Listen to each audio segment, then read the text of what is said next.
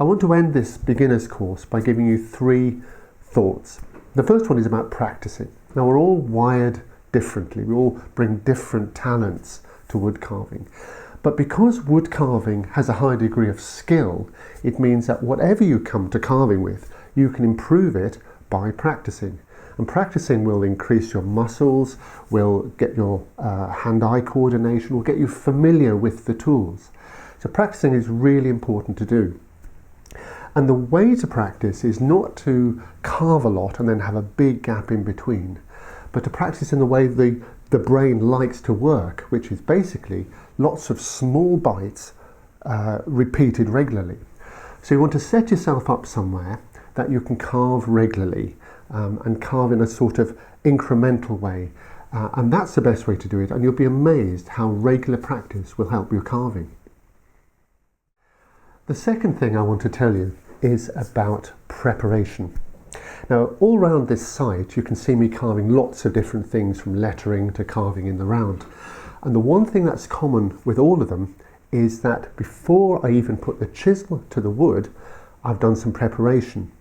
Preparation would mean I've done my research, I know what I'm carving, I've done drawings perhaps, I've made models, I've got photographs, all that sort of thing that goes into knowing what I'm going to do. And it's really important to understand that you can't stint on that. You can't have too much preparation for a carving. You can have too little, in which case you get things wrong. But if you've done your preparation right, you've got information, you've got a good sort of pathway into where you're going. And sometimes, I have to say this, that sometimes the preparation will take longer than the carving. That gives you an idea of how important it is. So we've had practice, we've had preparation, and the third P, the third thought I'd like to give you, is about persistence. Now, I'm often told that I'm patient, or I must be patient to be a wood carver, because it's a long road. You start with a piece of wood and nothing much happens for quite a long time. But actually I don't see myself as patient. I do see myself as persistent. That's quite different. Persistent means carrying on even if you're having a hard time. You just won't let go. And it's a bit like one of those little dogs that grabs you by the ankle and is just not going to let go. That's the sort of persistence I'm talking about. When you start carving, when I start carving, I have a block of wood that looks nothing at all like my finished piece, the thing I have in my mind. And to begin with, when I start carving, it looks worse. It looks very chaotic, often don't know what's going on, and I just have to keep going. That's all there is to do. But it is this stage, this initial stage, that I think puts people off, puts beginners off. It's quite daunting when you have this piece of wood and it's going to look worse before it gets better.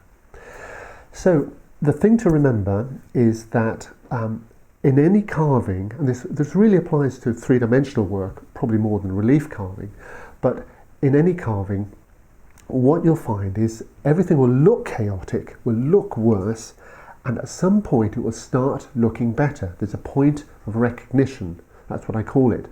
There's a point where you start to see what you're looking at, and up to that point it's quite difficult, it's quite hard work.